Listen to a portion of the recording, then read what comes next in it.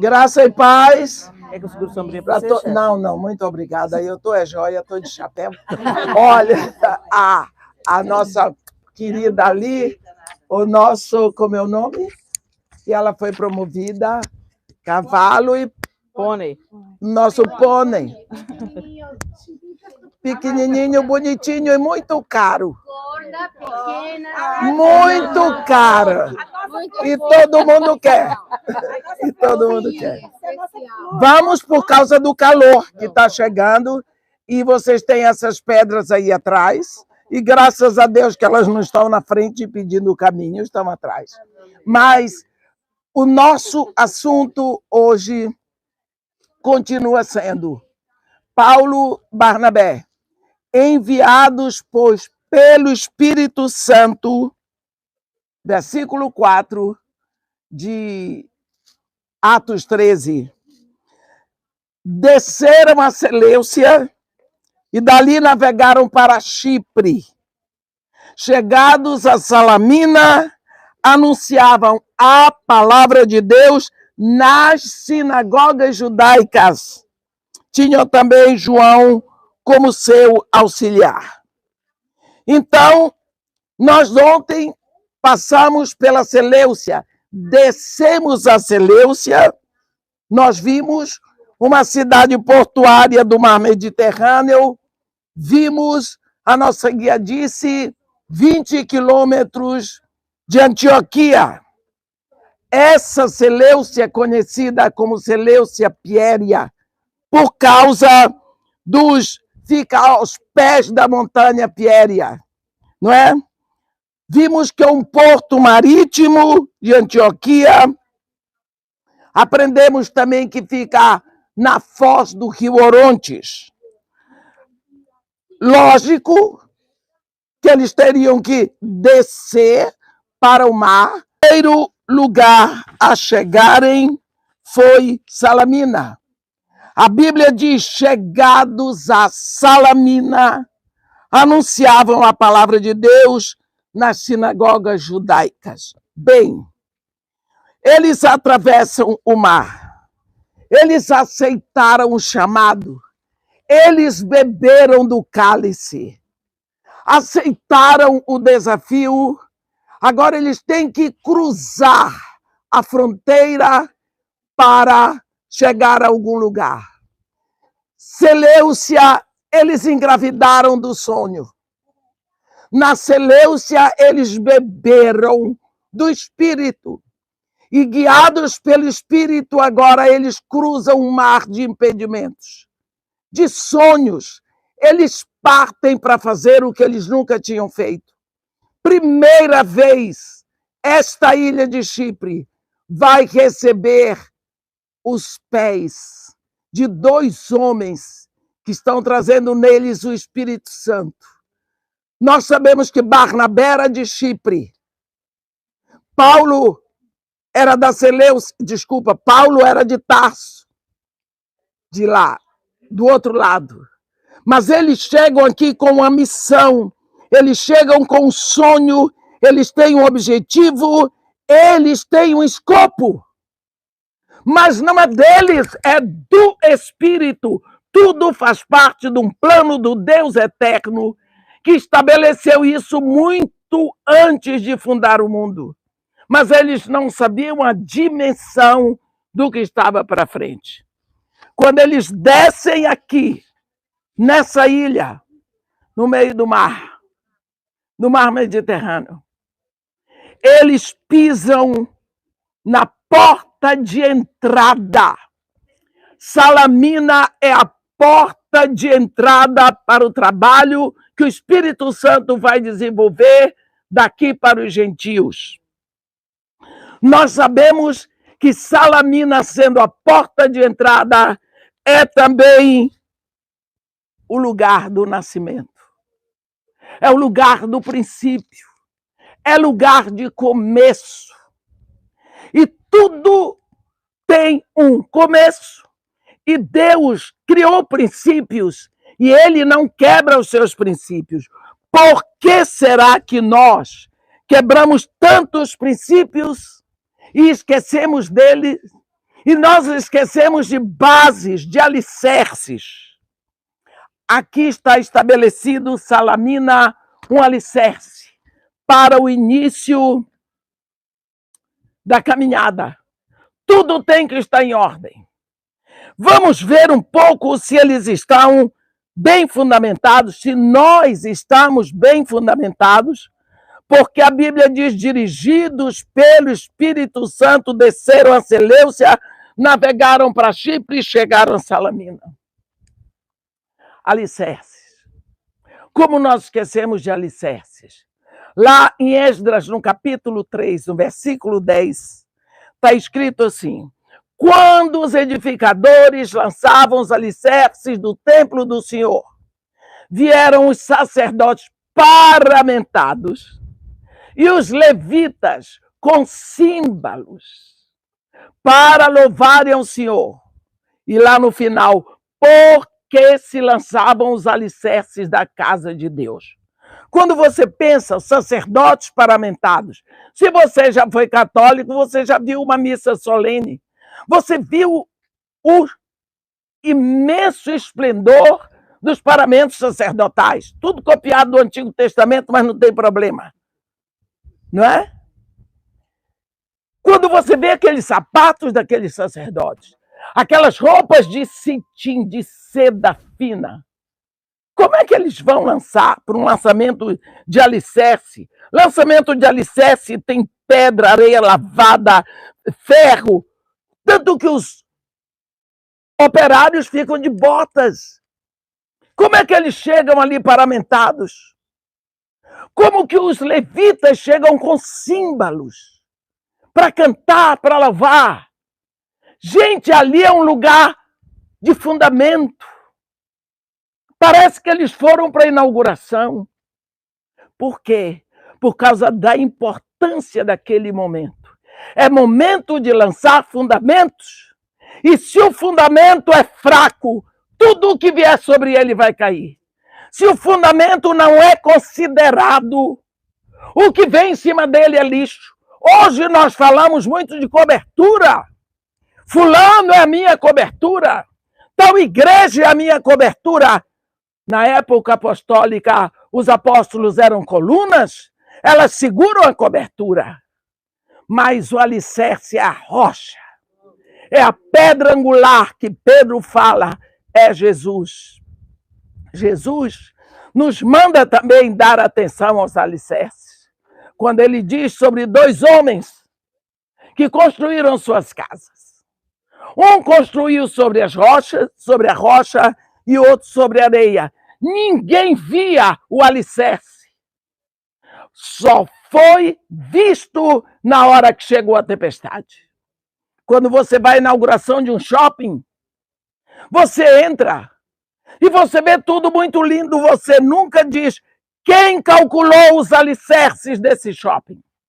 Você vai comprar um apartamento, você vê a área, você vê a disposição, mas você pergunta quem calculou o alicerce desse prédio? Será que eu posso botar a minha família aqui? Querida, depois eu bebo, senão vou fazer xixi. Obrigada. Obrigada. Muito obrigada. Então, nós precisamos saber que a construção de Deus está firmada sobre a rocha, que tem princípios. E esses princípios têm sido simplesmente esquecidos. Por exemplo, como começa a fundação da igreja? João Batista começa a pregar, começa o Novo Testamento. Como ele começou a pregar? No deserto da Judeia.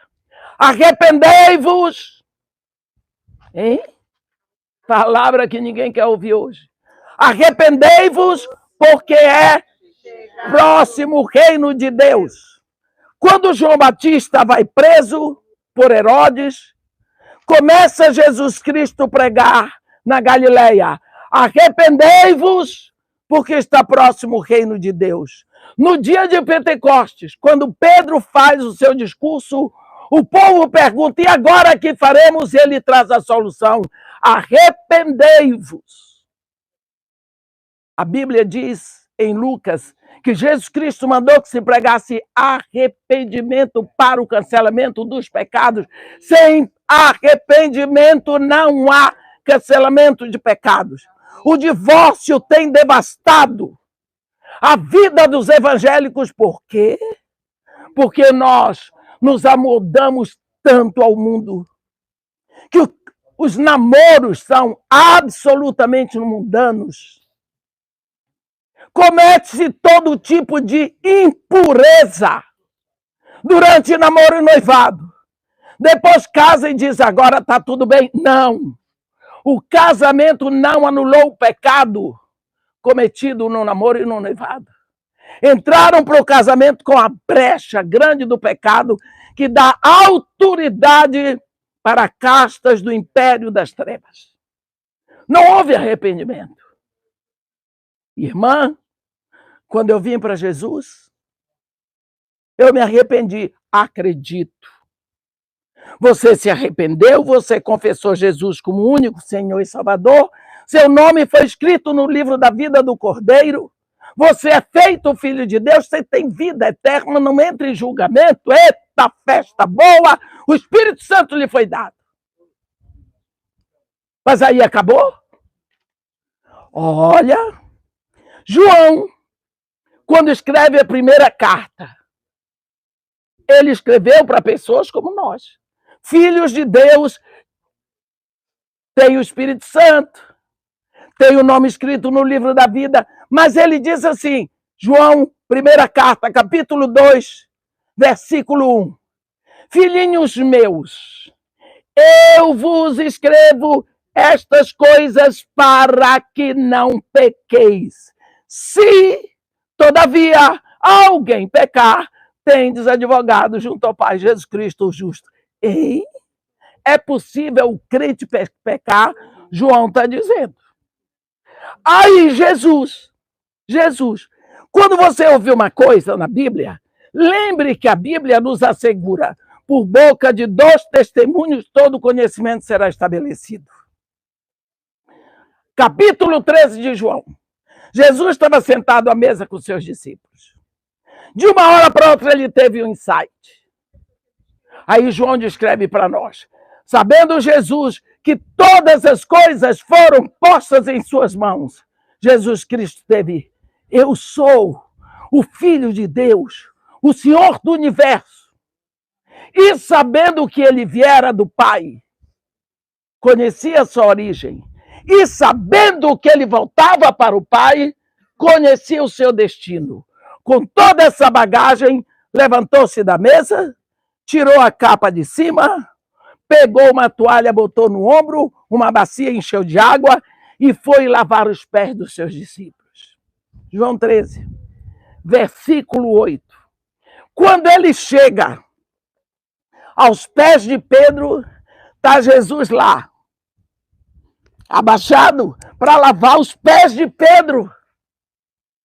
Pedro diz, nunca me lavarás os pés. Pedrão é fogo. Nunca me lavarás os pés. E Jesus daqui olhou bem na cara de Pedro, bem dentro assim, e disse para ele, se eu não te lavar, tu não tens parte comigo. Vambora, decide. Se eu não te lavar, tu não tens parte comigo. Pedro disse, então, Senhor, não somente os pés, mas as mãos, a cabeça, queria um banho. Ele disse, não, olha o que Jesus disse. Olha essa pérola, escrita lá em João 13, saída da boca do amado. Quem já se banhou não necessita de lavar, senão os pés. Quanto mais, está tudo limpo.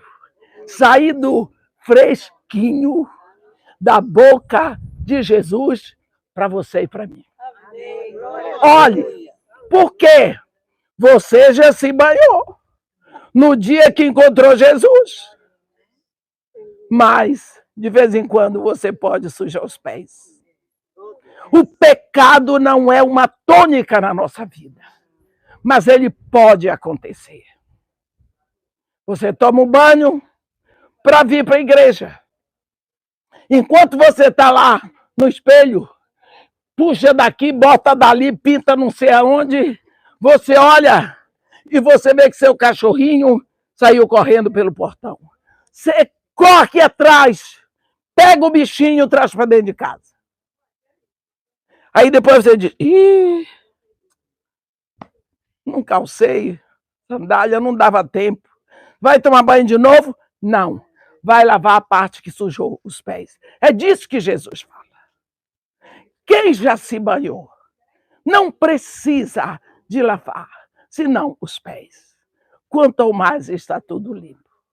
O que ele está dizendo para nós é o seguinte: quando você vai a ele entregar os seus pés sujos, você está dizendo, só o Senhor tem o direito e pode me lavar.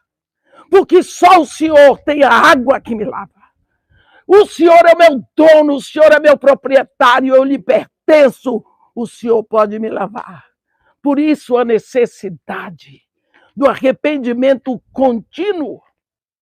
Ele nos leva a reconhecermos quem nós somos. Não é? Arrependimento. Não se prega mais arrependimento. E o novo nascimento? Quando Paulo, Barnabé, logicamente João Marcos estava com eles, pisam aqui, Salamina.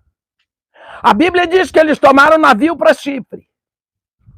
Mas não diz que eles pisaram em Chipre. Diz que eles pisaram em Salamina. Salamina é começo, é início, é porta de entrada. Ninguém, mas ninguém, não há quem possa ser filho de Deus, entrar no reino se não for pelo nascimento. Não tem como. Você pode se vestir de filho de Deus, dizer que é filho de Deus, mas se não nasceu de novo, Jesus Cristo explicou isso de uma forma tão contundente e tão clara e tão simples para Nicodemos. Nós hoje estamos falando muito difícil, meus irmãos. O evangelho é simples, a fé é simples, a Bíblia é simples. Por que Jesus falava para donas de casas que não estudaram nada? Agricultores, pescadores. Ele era tão simples que as crianças queriam vir para ele. Criança não gosta de gente fácil, de gente chata, de gente que fala difícil. Mas hoje nós estamos vindo com tanto grego, eu preciso saber grego, eu preciso saber hebraico, eu preciso saber latim, eu preciso buscar raiz, eu preciso isso, precisa de estar com Deus. Precisa nada disso, não. Imagina se precisa tanto doutorado para ser dirigido pelo Espírito Santo. Precisa não. Isso é desculpa. Irmã, eu não compreendo a Bíblia. Também não estudei. Ué, qual foi a universidade de Pedro? Jesus Cristo diz, eu vos farei. É ele que faz. Esqueça esse negócio de diploma. Para ser filho de Deus não precisa, mas é muito bom estudar. É necessário cultura, é bom você saber. Mas não ponha isso como empecilho para ser filho de Deus. Jesus diz para o grande mestre Nicodemos. Ele chega confrontando Jesus porque sabia tudo. João 3. Nós, foi de noite, para não ser visto. Nós sabemos que tu és mestre vindo da parte de Deus. Por quê? Ninguém pode fazer os sinais que fazes se não vier de Deus. Estamos de olho em você, ó. Tá pensando o quê? Ó, a gente está seguindo você pertinho. Tá vendo tudo. Você está sendo observado. E Jesus, Eu sempre acho que ele estava sentado. Talvez Nicodemos pensou, hoje um líder levantaria, oh, mas que honra receber aqui o mestre Nicodemos, tirava a cadeira, senta, fica à vontade. Eu não gosto de gente assim. Mas não é para gostar, é para amar. Jesus Cristo olhou para ele e disse, em verdade, eu te digo, se eu não nascer de novo, nem verás o reino de Deus. Quer dizer, você sabe tudo, mas está mortinho. Olha Jesus. E eu fico pensando. Nicodemos tomou um susto e disse, pronto, o mestre é doido. Nascer de novo? Como pode um homem adulto, sendo como eu, pode entrar no ventre da sua mãe e nascer de novo? Jesus Cristo pensou, Nicodemos, filho, para lá. Assim também não dá. Olha o vento, ó. Tá vendo o vento? Tá vendo? Sabe de onde vem? Não. Sabe para onde vai? Não. Pois assim. É que é nascido do Espírito, não tem explicação. Eu vou perguntar para vocês. Tem explicação você deixar o que você tem, trabalhar a vida toda, gastar uma dinheirama para estar aqui? Não tem. Tem Las Vegas, New York, tem Paris. E você está aqui. Por quê? Isso é uma maluquice. Mas é uma maluquice que só compreende quem é nascido de novo.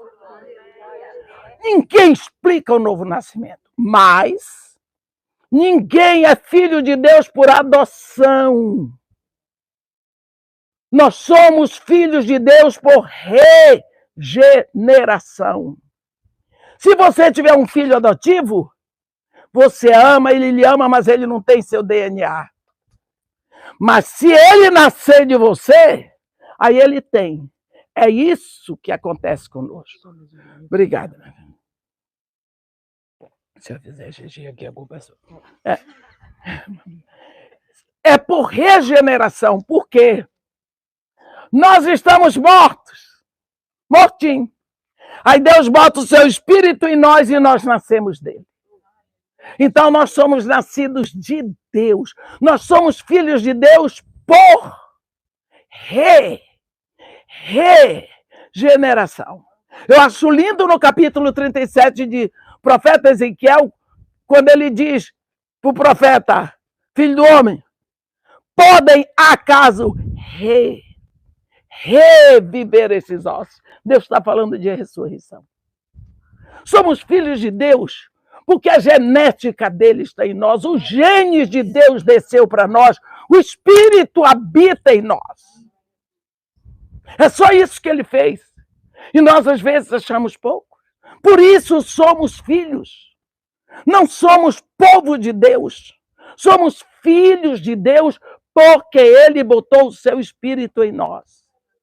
Então, por que é que nós não estamos pregando hoje o novo nascimento? Tantas pessoas estão na igreja e não sabem o que é o novo nascimento. Não sabem que tem que ir todos os dias falar com Jesus. Se sujou o pé, estou entregando para o Senhor porque o Senhor é o meu dono. Não falam sobre santificação. A Bíblia diz assim, sem santificação. Ninguém, mas é ninguém, verá a Deus.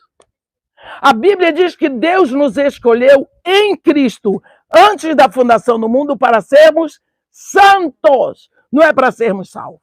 Salvação não é o plano de Deus para nós. Por isso ele nos salva para sermos santos. Então, quando pensamos em fundamento, pensamos em base, pensamos no alicerce da nossa fé, pensamos salamina, é o começo, é a entrada, é a porta, é o berçário. Mas quem nasce vai ter que crescer. Não é? Então, por isso, quando esses homens chegam a Salamina, eles sabem que eles vão ter que andar a terra e sair da ilha. Então a Bíblia diz que eles navegaram até Pafos e de Pafos eles voltam para o continente. Mas a Bíblia diz que quando eles chegados a Salamina, anunciavam a palavra de Deus nas sinagogas judaicas. Então você vê que até aqui, até Salamina, a missão deles para os gentios não havia começado. Até aqui, eles não estavam atingindo os judeus. Eles vão imediatamente para a salvação, porque a salvação em Cristo primeiro é oferecida aos judeus. Depois eles recusam e ela vai para os gentios, porque já estava no plano de Deus. A Bíblia diz aqui que a sinagoga é o lugar natural para começar a pregar o evangelho, porque lá Paulo podia falar para um povo que conhecia o Antigo Testamento. A visão de Paulo e Barnabé era primeiro ainda atingir o seu povo, porque eles teriam que recusar. Lucas não fala muito sobre essa situação. Agora, do que eles pregaram lá aqui em Salamina, apenas diz que eles anunciavam a palavra de Deus, os dois. Isso nós precisamos guardar bem, os dois. Eu não estou botando João Marcos na história, porque nós vamos ver. Está escrito por que ele não ia. Os dois, até aqui. Vamos andar na ilha com eles. E nós vamos ver que durante esse tempo que eles estavam nas sinagogas, eles não estavam pensando em gentios na sinagoga. Eles estavam pensando no seu povo. Normalmente, a primeira revanche que nós recebemos quando nós chegamos para Jesus, sai da nossa família, sai do nosso povo. Eu estou há 40 anos pregando o evangelho e a minha família ainda vira o nariz. Não posso falar disso dentro de casa. Não posso. Porque eu não. Helena Tanuri, tudo bem, mas você. O que é que eu vou fazer? O que é que eu vou fazer? Em casa também é a mesma coisa, tudo bem. Então, é desse jeito. Entende? Eu vou fazer o quê? Não pode estar escrito aqui. Eles vão ter que recusar. Outro vai vir. Pregar. Outro vai vir. Em nome de Jesus Cristo. É o que nós queremos. Princípio. Começo. Novo nascimento. Entramos no reino. Mas nós não podemos permanecer ali. Porque se nós permanecemos ali, nós ficamos no berçário. Você vê quando o povo de Israel, Deus diz para Josué, dispõe-te e atravessa esse Jordão com o povo de Israel.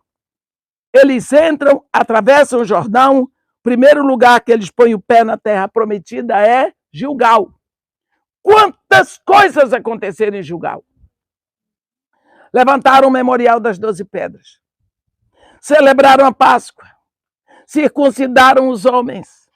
Ali teve a presença na campina de Jericó do divino capitão. Tudo o que aconteceu com eles vai acontecer com a igreja do ponto de vista espiritual. Só que tem uma coisa. Muitos ficam no berçário. E ainda dizem assim, pois é, né, irmã? Uma vez salvos, salvos para sempre. Eu disse, mentira. Não é isso que Jesus Cristo disse? Não é isso que Pedro diz? A salvação nos é dada de graça. O reino é batalha, é por esforço. Você tem que se esforçar. Leia a segunda carta de Pedro. Ele diz, reunindo toda a vossa diligência. Associai com a vossa fé a virtude, com a virtude conhecimento, com o conhecimento domínio próprio, com o domínio próprio a perseverança, com a perseverança a piedade, com a piedade a fraternidade, com a fraternidade o amor. Ele dá 7 patamares. À medida que você vai acrescentando, Deus vai multiplicando a sua fé. É duro. Para você desenvolver perseverança, tem que vir o sofrimento. Senão, com esse evangelho, água com açúcar, o evangelho Nutella, que está sendo pregado hoje, quem vai desenvolver perseverança? Se Deus tem que me dar, se Deus tem que fazer, Senhor, eu sou teu filho, por que o Senhor deu a fulano e não deu a mim? Já vi isso. Outro dia uma pessoa fez uma oração que eu disse, coitadinho de Deus se não fizesse sua vontade, que ameaçou. Ameaçou. O que é isso? Nós perdemos a noção de quem é Deus. Nem aprendemos a orar com Jesus. O Pai Nosso é uma fórmula. Primeiro, Pai Nosso que estás, ele está me ouvindo, mas ele está, quer dizer, muito elevado. Primeiro, santificado seja o teu nome, venha o teu reino, seja feita a tua vontade, tudo teu. Depois eu vou pedir para mim. Só depois, mas primeiro eu tenho que reconhecer que ele é meu pai. Ele não é meu escravo, não é meu palhaço. Mas hoje em dia, eu creio que foi depois que Kenneth Hagin escreveu A Autoridade do Crente, que nós aprendemos a orar com autoridade. Orar com autoridade. Esse Deus que é nosso Pai atrai Moisés para o Monte Horebe e diz para ele, tira a sandália dos pés, porque o lugar em que pisas é santo. Tirar a sandália dos pés é se fazer um com o pó, porque quando a sandália, o solado do sapato me separa do pó, quando eu tiro, eu ponho, eu e o pó somos um, eu sou pó. E Deus é Deus. Então é reconhecer que eu sou. Uma das coisas mais lindas que eu vejo como aula para nós de adoração é no capítulo 2 de Mateus, quando chegam aqueles reis do Oriente. A Bíblia diz, eles falam em Jerusalém, onde está o recém-nascido rei dos judeus? Porque nós vimos a sua estrela. E nós viemos para adorar. O objetivo daquela viagem era adorar a um rei que tinha uma estrela no céu. Porque todos os reis podem ter o que quiser, mas uma estrela no céu, só o rei dos judeus. E eles vieram. Tudo aconteceu. A Bíblia diz que quando chegaram na casa, eles viram o menino com Maria, sua mãe, prostrando-se. Eles não adoraram a mãe, não, viu? Adoraram. Até eles sabiam que tinha que adorar ao rei, não importa quem era a mãe dele. A adoração era para o rei. A Bíblia diz primeiro, eles se prostraram, adoraram, ofertaram e voltaram. Sabe por quê? O objetivo era adorar. Como é que você adora antes de se prostrar? O caminho da adoração está escrito do átrio ao Santo dos Santos. Hebreus nos ensina. Êxodo nos ensina direitinho o caminho da adoração. Por que será que nós mudamos tudo? Chamamos de culto uma festa que nos agrada. Eu não gostei daquele instrumento. Não é para você, é da sua conta. A adoração é para Deus. O culto não é para você.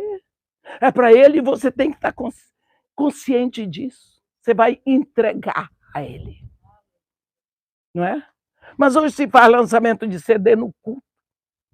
Não sabe o que é culto. A igreja está completamente, hoje, num desvio que é triste a gente falar. Não estou criticando líder nenhum. Estou falando do tempo que vivemos, dessa síndrome que nós ficamos em Salamina.